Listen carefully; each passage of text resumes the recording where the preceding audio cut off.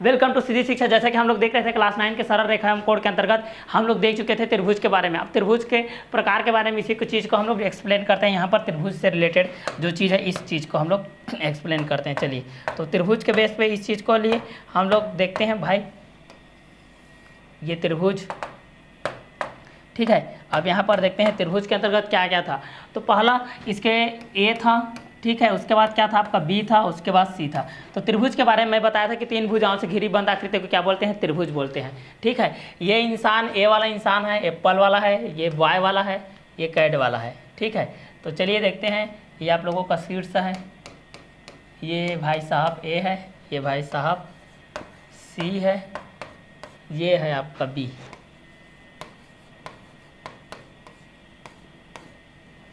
बीच वाला बहुत ही खतरनाक होता है, बी फॉर बीबी।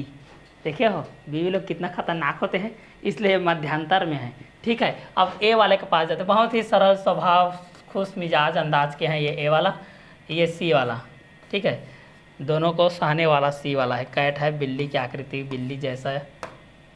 चलिए अब इसको देखते हैं ना।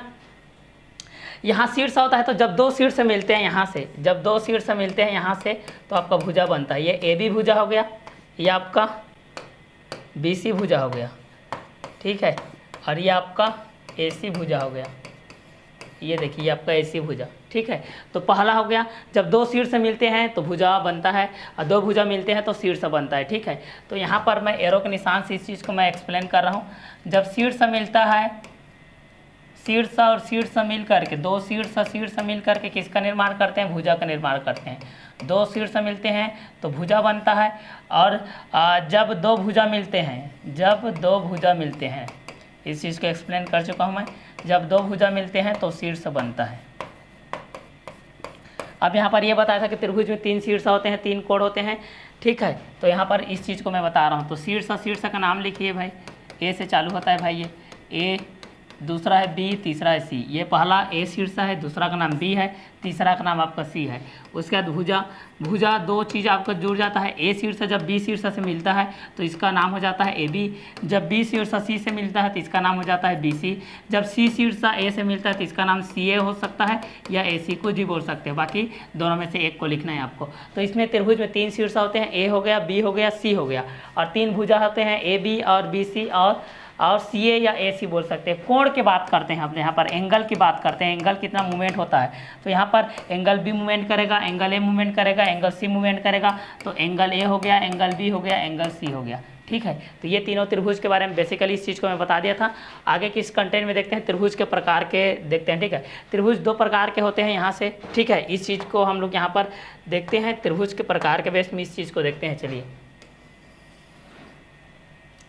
त्रिभुज के प्रकार के बेस में इस चीज़ को हम लोग देखते हैं। आगे त्रिभुज के प्रकार किस किस तरीके से होता है इस चीज़ को हम लोग देखते हैं, ठीक है। तो फर्स्ट, सेकेंड, थर्ड, इस भाई साहब का देखते हैं। First, second, third, clear. चलिए अब देखते हैं, बात करते हैं इस त्रिभुज भाई साहब की, ठीक है। चलिए पहुंच जाते हैं हमारा कॉन्सेप्ट त्रिभुज के पास। ये है भाई त्रिभुज, त्रिभुज, त्रि प्लस भुज, त्रि प्लस भुज, ठीक है। त्रि मीन्स होता है तीन, और भुज मीन्स होता है भुजा, जिसकी तीन भुजाएं हो, ठीक है, जिसकी तीन भुजाएं हो, ठीक है। इसके प्रकार को देखते हैं। त्रिभुज दो प्रकार के होते हैं, एक कोण के आधार पे होते हैं और दूसरा भुजा के आधार पे होता है, ठीक है। तो इसको हम लोग देखते हैं कोण के आधार पे। ये आपका कोण के आधार पे होता है, ठीक है। कोण के आधार पे कितने प्रकार के होते हैं इस चीज़ को देखते हैं। कोण के आधार पे ये तीन प्रकार के होते हैं। पहला होता है आपका न्यून कोण, पहला होता है आपका न्यून कोण, दूसरा होता है आपका सम कोण, दूसरा आपका होता है सम कोण, और तीसरा आपका होता है अधिक कोण, तीसरा आपका होता है अधिक कोण, ठीक है। कोण के आधार पे हो गया। अब देखते हैं कोण के आधार पे हो गया तीन प्रकार के। अब भुजा के आधार पे देखते हैं, भुजा के आधार पे कितने प्रकार के होते हैं। तो भुजा के आधार पे भी ये तीन प्रकार के होते हैं ना। भुजा के आधार पे, भुजा को देख करके आपको पहचानना है भाई इस चीज़ को। तो पहला होता है इसका समबाहु, पहला जो त्रिभुज होता है उसको हम लोग समबाहु त्रिभुज बोलते हैं, समबाहु त्रिभुज बोलते हैं। दूसरा को हम लोग बोलते हैं समद्विबाहु, समद्विबाहु। दूसरा को हम लोग बोलते हैं समद्विबाहु। और तीसरा को हम लोग बोलते हैं विषमबाहु, तीसरा को हम लोग बोलते हैं विषमबाहु, विषमबाहु त्रिभुज। और इसको बोलते हैं समद्विबाहु त्रिभुज। ठीक है, ये भाई साहब आपका त्रिभुज है। ठीक है, इसका शीर्ष ए है, बी है, सी है, बी सी भुजा है, ए सी भुजा है और ए बी भुजा है। एंगल की बात किया जाए तो एंगल के बेस पे ये एंगल बी है, ये एंगल सी है, ये एंगल ए है। क्लियर। अब चलिए इसको डिटेलाइज करते हैं हम लोग। देखिए त्रिभुज तीन भुजाओं से घिरी बंद आकृति। बंद आकृति देखिए ये पूरा बंद आकृति है, इसके अंदर जाने का कोई रास्ता नहीं है। इस चीज़ को हम लोग बोलते हैं बंद आकृति। ठीक है, क्या आकृति है ये? बंद आकृति है आपकी, बंद आकृति। तो तीन भुजाओं से घिरी बंद आकृति को क्या बोलते हैं? त्रिभुज बोलते हैं। त्रिभुज का अर्थ होता है तीन भुजाओं से घिरी। अब इसके दो प्रकार होते हैं, पहला भुजा के आधार पे, दूसरा कोण के आधार पे। त्रिभुज को आपको बोला जाएगा कि त्रिभुज कितने प्रकार के होते हैं, तो आप लोग बोलोगे कि दो प्रकार के होते हैं। पहला होता है भाई भुजा के आधार पे, दूसरा बोलोगे कोण के आधार पे। अब यहाँ पर क्वेश्चन आपको पूछा जाएगा कि भुजा के आधार पर त्रिभुज कितने प्रकार के होते हैं, तो आप लोग बोलोगे तीन प्रकार के। पहला होता है समबाहु त्रिभुज, दूसरा होता है समद्विबाहु त्रिभुज, तीसरा होता है विषमबाहु त्रिभुज। ठीक है, इसको एक एक करके हम लोग यहाँ पर डिटेल करेंगे। और यहाँ पर देखते हैं कोण के आधार पे। आपको पूछा जाएगा कि कोण के आधार पे त्रिभुज कितने प्रकार के होते हैं, तो आप लोग क्या बोलोगे? पहला न्यून कोण होता है भाई, दूसरा सम कोण होता है भाई, तीसरा अधिक कोण होता है भाई। ठीक है, कोण के आधार पे तीन प्रकार के होते हैं, न्यून कोण, सम कोण, अधिक कोण। अब भुजा के आधार पे तीन प्रकार के होते हैं, समबाहु त्रिभुज, समद्विबाहु त्रिभुज, विषमबाहु त्रिभुज। चलिए इसको एक एक करके डिटेलाइज करते हैं। तो पहला भुजा के आधार पे देखते हैं हम लोग। पहला किसके आधार पे देखते हैं? भुजा के आधार पे। तो चलिए पहला हम लोग इसके अनुसार पढ़ते हैं, भुजा के आधार पे देखते हैं भाई। पहला हम लोग भुजा के आधार पे देखते हैं। किसके आधार पे देखते हैं? भुजा के आधार पे देखते हैं। पहला हम लोग भुजा के आधार पे देखते हैं इस चीज को। चलिए भुजा के आधार पे देखते हैं हम लोग इस चीज को। चलिए पहला देखते हैं हम लोग किसके आधार पे? भुजा के आधार पे। तो भुजा के आधार पे देखेंगे तो पहला आपका क्या होता है? पहला होता है आपका समबाहु। पहला होता है आपका समबाहु। समबाहु, समबाहु किसको बोलते हैं? देखिए सम और बाहु दो प्रकार से मिलके बना है, सम और बाहु। ठीक है, सम मीन्स होता है समान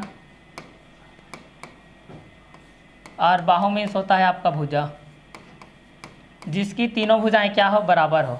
जिसकी तीनों भुजाएं क्या हो? बराबर हो, उसको हम लोग बोलते हैं समबाहु त्रिभुज। जिसकी तीनों भुजाएं क्या हो? बराबर हो। मतलब ये ए बी सी, मतलब यहाँ पर ये बोल सकते हैं कि A B equal to B C equal to C A. अगर ये चार है, ये चार है, ये चार है। ठीक है, तो समबाहु त्रिभुज किसको बोलते हैं कि समबाहु, सम और बाहु। तो सम मीन्स होता है समान, बाहु मीन्स होता है भुजा। तो समबाहु त्रिभुज जिसकी तीनों भुजाएं आपस में क्या हो? बराबर, उसको हम लोग समबाहु त्रिभुज कहते हैं। उसके बाद हम लोग पढ़ते हैं समद्विबाहु। इसके बाद हम लोग पढ़ते हैं समद्विबाहु। इसके बाद पढ़ते हैं समद्विबाहु। तो समद्विबाहु तीन वर्डों से मिलकर बना है, सम, उसके बाद द्वि, उसके बाद बाहु। तो सम मीन्स होता है आपका समान और द्वि मीन्स होता है आपका दो और बाहु मीन्स होता है आपकी भुजा, जिसकी दो भुजाएं बराबर हो। जिसकी दो भुजाएं आपस में क्या हो? बराबर हो। या तो ये वाला भुजा रहेगा तो ये वाला भुजा रहेगा। ठीक है, जिसकी दो भुजाएं आपस में क्या होती है? बराबर होती है। उस चीज़ को हम लोग बोलते हैं क्या? समद्विबाहु त्रिभुज। यहाँ पर ए बी बराबर ए सी है। ठीक है, तो जिसकी दो भुजाएं बराबर होगी उसको हम लोग क्या बोलते हैं? समद्विबाहु। और जिसकी तीनों भुजाएं बराबर होती है उसको समबाहु त्रिभुज। अगला देखते हैं विषमबाहु त्रिभुज हम लोग। अगला है हमारे पास विषमबाहु त्रिभुज। अगला हम लोग देखते हैं विषमबाहु त्रिभुज।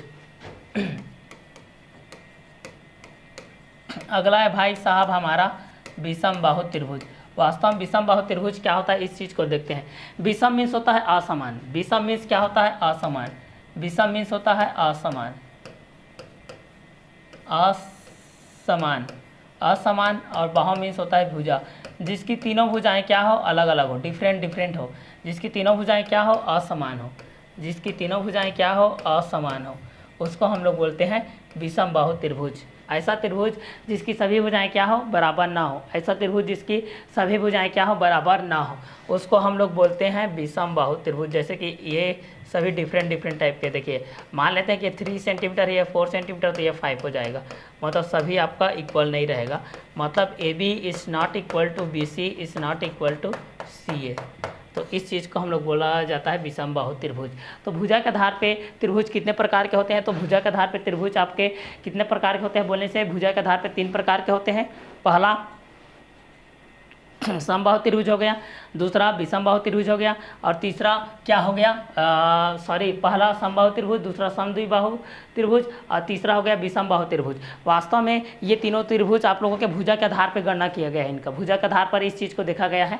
भुजा के आधार पर समबाहु त्रिभुज, सम मीन्स समान, बाहु मीन्स भुजा, समद्विबाहु, सम मीन्स समान, द्वि मीन्स दो, बाहु मीन्स भुजा, विषम बाहु त्रिभुज, विषम मीन्स असमान, जिसकी तीनों भुजाएं असमान हो, उस चीज़ को हम लोग बोलते हैं विषम बाहु त्रिभुज। तो भुजा के आधार पर त्रिभुज के 3 प्रकार होते हैं, पहला हो गया समबाहु त्रिभुज, दूसरा हो गया समद्विबाहु त्रिभुज, तीसरा हो गया विषम बाहु त्रिभुज। चलिए ये तीनों त्रिभुज के बारे में तो हम लोग जान गए। अब देखते हैं कोण के आधार पे, अब देखते हैं हम लोग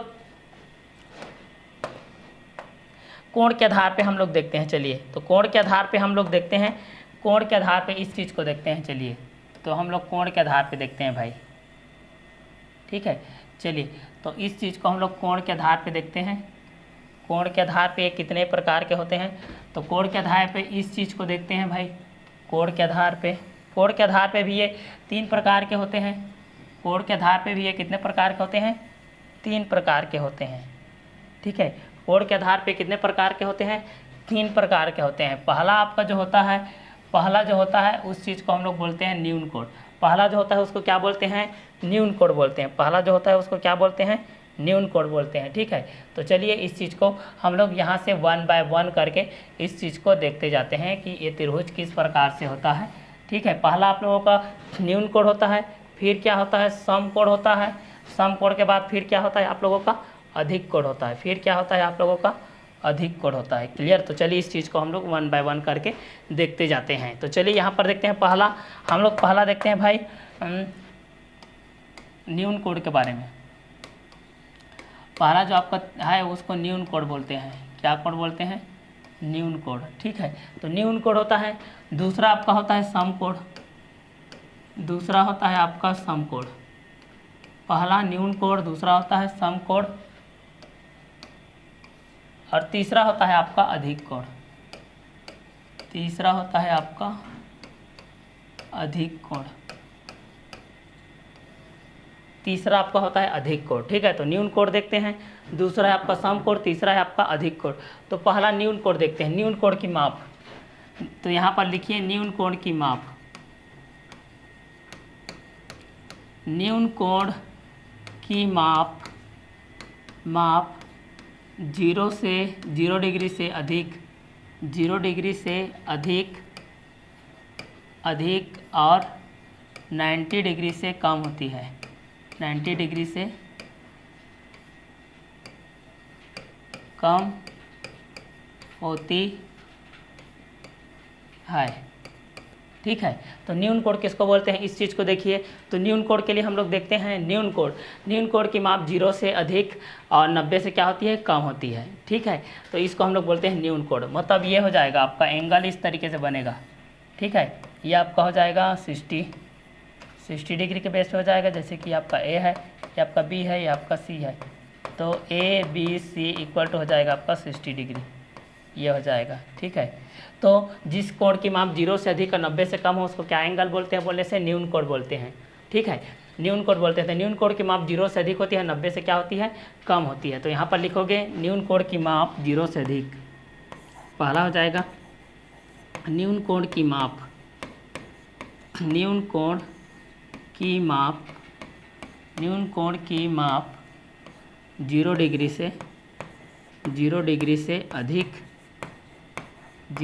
से अधिक तथा 90 डिग्री से कम होती है, 90 डिग्री से कम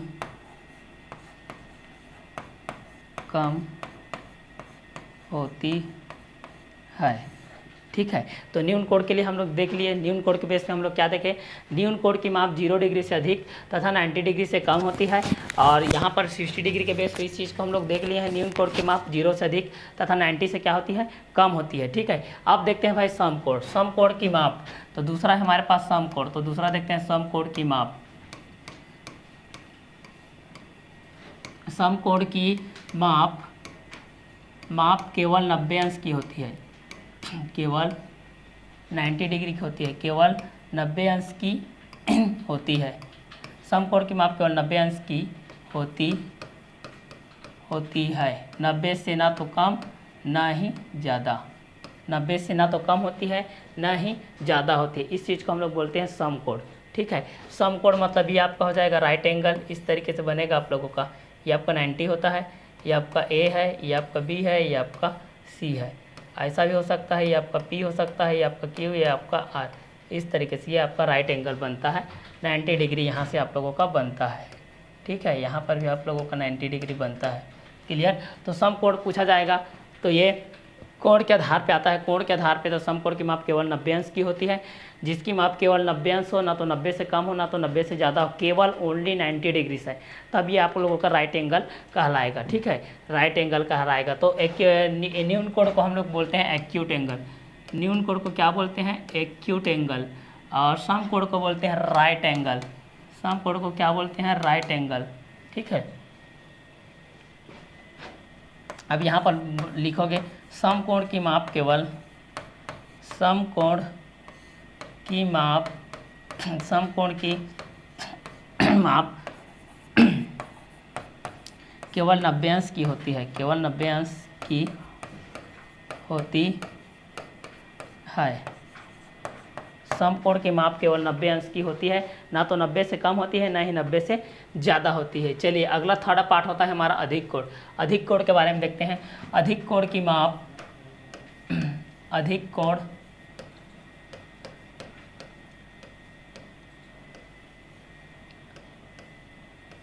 अधिक कोण की माप, अधिक कोण की माप 90 से अधिक, 90 से अधिक, 90 से अधिक तथा अधिक कोण की माप 90 से अधिक तथा 180 अंश से कम होती है, 180 अंश से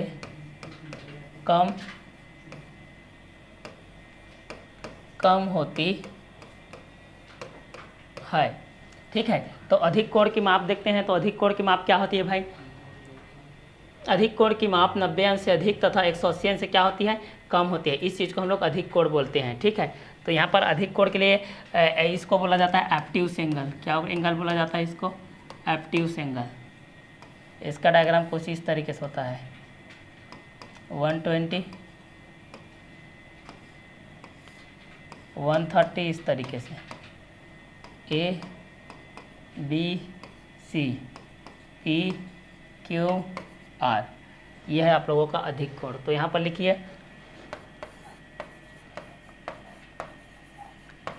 अधिक कोण की माप, अधिक कोण की माप,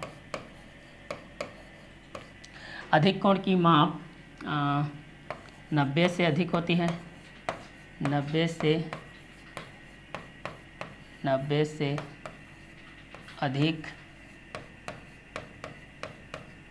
अधिक होती है। और दूसरा अधिक कोण की माप, अधिक कोण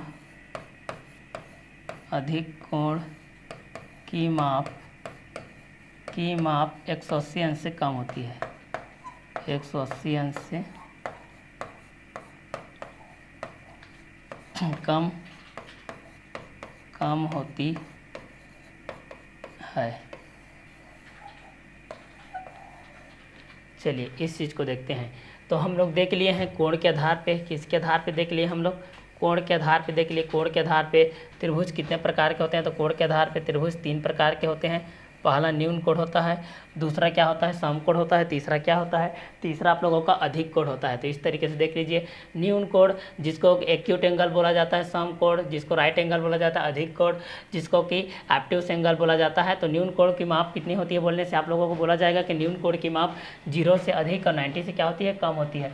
मतलब जिस कोण की माप 0 से अधिक होती है, 90 से क्या होती है, कम होती है, उसको हम लोग न्यून कोण बोलते हैं। न्यून कोण की माप 0 से अधिक होती है तथा 90 से कम होती है। उसी प्रकार सम कोण की माप केवल 90 अंश की होती है और 90 अंश की होती है। सम कोण की माप केवल 90 अंश की होती है, केवल 90 अंश की, ना तो 90 से कम ना तो 90 से ज़्यादा। अधिक कोण की माप 90 से अधिक तथा 180 अंश से क्या होती है, कम होती है। तो अधिक कोण की माप किससे अधिक होती है, तो आप लोग बोलोगे कि अधिक कोण की माप 90 से अधिक होती है तथा अधिक कोण की माप 180 अंश से क्या होती है, कम होती है। ये चीज़ होता है। तो पहला आप लोगों का न्यून कोण के बेस पे हो गया, दूसरा आप लोगों का सम कोण के बेस पे हो गया, तीसरा आप लोगों का अधिक कोण के बेस पे हो गया। इसको याद रखने के एक सिंपल सा ट्रिक है। इसका याद रखने के लिए एक सिंपल सा ट्रिक क्या है, न्यून कोण को बोला जाता है, देखिए यहाँ पर जो न्यून कोण है भाई, यहाँ पर जो क्या है न्यून कोण है, न्यून कोण मतलब छोटा कोण, न्यून एक्यूट बोलते हैं इसलिए इसको एक्यूट एंगल। क्या एंगल बोलते हैं इस चीज़ को, एक्यूट एंगल बोलते हैं। इस चीज़ को क्या बोलते हैं, एक्यूट एंगल। दूसरा सम कोण, सम कोण को क्या बोला जाता है, राइट एंगल। सम कोण को बोला जाता है राइट एंगल, सम कोण को बोला जाता है राइट एंगल। और अधिक कोण को क्या बोला जाता है, एब्ट्यूस एंगल। ये भाई साहब हैं आपके अधिक कोण, अधिक कोण को बोला जाता है एब्ट्यूस एंगल,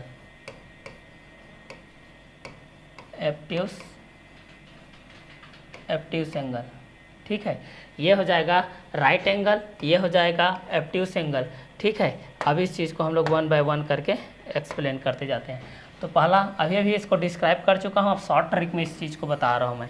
ठीक है, शॉर्ट ट्रिक के माध्यम से ये क्या क्या होता है इसको देखिए आप लोग, क्लियर। तो शॉर्ट ट्रिक के माध्यम से ये क्या क्या होता है, ये हो गया एक्यूट एंगल। क्यूट कौन लोग रहते हैं, जितने लोग छोटे बेबी लोग रहते हैं सब क्या रहते हैं आप लोगों के, क्यूट रहते हैं, क्यूट रहते हैं ना, जितने भी एक्यूट रहते हैं, तो जितने भी, तो इसको ट्रिकी के लिए बेबी एक्यूट एंगल बोलते हैं। इसको याद रखने के लिए क्या बोलते हैं, बेबी एक्यूट एंगल। इसको बोला जाता है बेबी एक्यूट एंगल, इसको बोला जाता है इस एंगल को बेबी एक्यूट एंगल। जितने भी छोटे बच्चे रहते हैं सभी छोटे रहते हैं, इस कारण से ये एंगल भी छोटा है, इस कारण से इसको ट्रिकी माध्यम से याद करने के इसको एक्यूट एंगल बोलते हैं। और सम को राइट एंगल, मतलब अपने आप को हमेशा राइट मानने वाले जितने भी हमारे मिसेज हैं, ठीक है, हमेशा अपने आप को रहता है, ठीक है, बाकी को तो नहीं रहता, बाकी अपने आप को सही तरीके से साबित करने के लिए हमेशा राइट पर्सन रहते हैं। इस कारण से इस एंगल को बोला जाता है मिसेज राइट एंगल, इस एंगल को बोला जाता है मिसेज राइट एंगल। देखिए कंप्लीट फैमिली मिलेगी, एक कंप्लीट फैमिली मिलेगी। ठीक है, इसको बोला जाता है मिसेज राइट एंगल। इसको क्या बोला जाता है, मिसेज राइट एंगल। जितने भी रहते हैं अधिक कोण बड़ा, जितने भी घर का फैमिली मेंबर जो भी मुखिया रहता है खड़ूस प्रवृत्ति के, इसलिए इनको बोला जाता है mister obtuse angle, mister obtuse angle. इसको क्या बोला जाता है, मिस्टर एब्ट्यूस एंगल। इस चीज़ को बोला जाता है मिस्टर एब्ट्यूस एंगल। तो यहाँ पर एक कंप्लीट फैमिली मिल गया, baby acute angle, Mrs right angle, mister obtuse angle. Clear. तो ये हो जाएगा एक्यूट एंगल, ये हो जाएगा राइट एंगल, ये हो जाएगा एब्ट्यूस एंगल। ये 0 से एबव, 90 से लेस, ये 90 ओनली 90 डिग्री, 90 से ना तो लेस, 90 से एबव। ये होता है 90 से एबव, 180 से लेस होता है। क्लियर। तो ये होता है 0 से अधिक, 90 से कम, 90 से अधिक, 180 से कम, सॉरी 90, ओनली 90, केवल 90 भाई, 90 से ना तो कम ना तो ज़्यादा। ये होता है आप लोगों का 90 से अधिक, 180 से कम। तो ये हो गया कोण के आधार पे न्यून कोण, acute angle, Mrs right angle और मिस्टर एब्ट्यूस एंगल। ये कोण के आधार पे हो गया भाई। चलिए आगे हम लोग पहुंचते हैं, अब कोणों की प्रवृत्ति की तरफ पहुंचते हैं। कोणों की प्रवृत्ति क्या होती है इस चीज़ के लिए हम लोग देखते हैं। तो कोणों की प्रवृत्ति क्या होती है इस चीज़ के लिए हम लोग देखते हैं। तो चलिए अब पहुंचते हैं भाई हम लोग संगत कोण के पास। संगत कोण, संगति का असर किस तरीके से होता है इस चीज़ की जानकारी यहाँ पर देखते हैं हम लोग। ये है आप लोगों का संगत कोण। क्या कोण है भाई, संगत कोण। चलिए तो संगत कोण के पास हम लोग पहुँचते हैं, करस्पॉन्डिंग एंगल के पास पहुँचते हैं, करस्पॉन्डिंग एंगल, इस चीज़ के पास हम लोग पहुंचते हैं। चलिए कोई भी प्रतिच्छेदी रेखा इस तरीके से होती है, कोई भी समांतर रेखा इस तरीके से रेखा है, देख लीजिए। इस पर कोई तिर्यक रेखा इस तरीके से कट ऑफ हो रहा है, इस प्रकार से कोई तिर्यक रेखा इस तरीके से क्या हो रहा है, कट ऑफ हो रहा है, ठीक है। तब इसमें हम लोग संगत कोण क्या होती है इस चीज़ को एक्सप्लेन करते हैं। संगत कोण किस तरीके से होती है इस चीज़ को एक्सप्लेन करते हैं।